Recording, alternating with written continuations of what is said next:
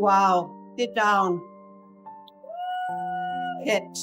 I order you to sit. Thank you. Thank you to the Golden Globes. You know, this organization has always held a little piece of my heart, as it was the very first organization in America to give me an award. As eccentric as that group was, they noticed a small piece called Losing Chase that was way under the radar and gave me a beautiful golden ball. Then they followed it with another, and I was the proud owner of 2 large balls, which, as you can imagine, really helped me in my career.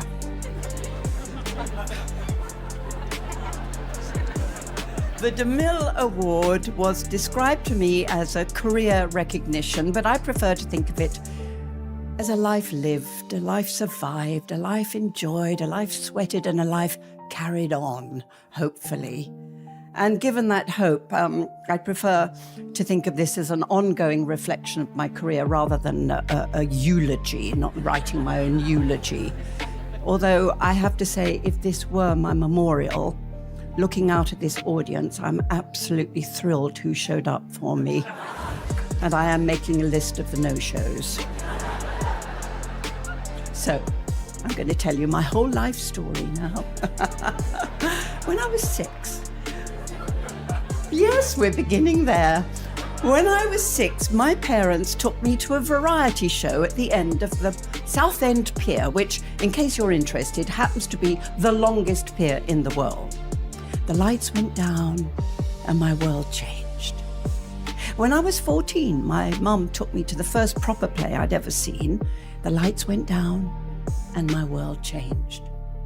When I was 16, I passed by the kind of small cinema that smells of tobacco and human fluids.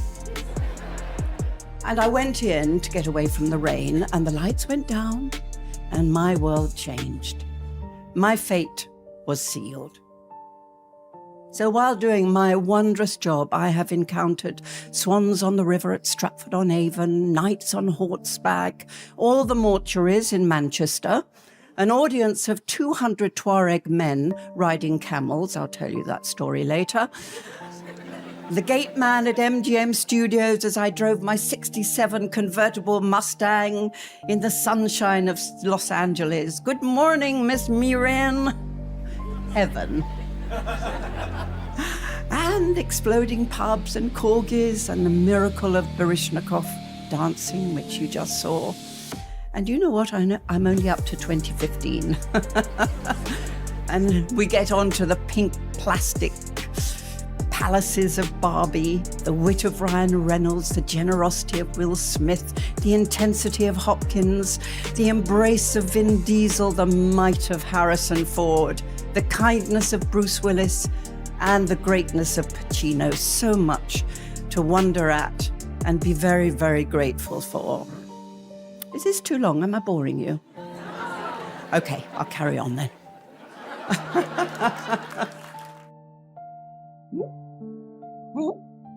So, I want to thank the writers, but from Shakespeare through to Taylor Sheridan and Jess Butterworth, via Peter Greenaway, Chekhov, J.M. Barrie, Strindberg, Harold Pinter, Ian McEwan, Turgenev, Arthur Miller, Tennessee Williams, Racine, Eugene O'Neill, Alan Bennett, Peter Morgan, and that's just a few of the writers whose words I have learned, interpreted, and spoken.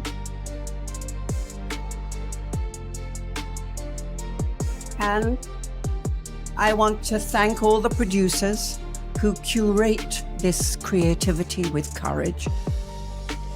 Are there enough C words in that sentence?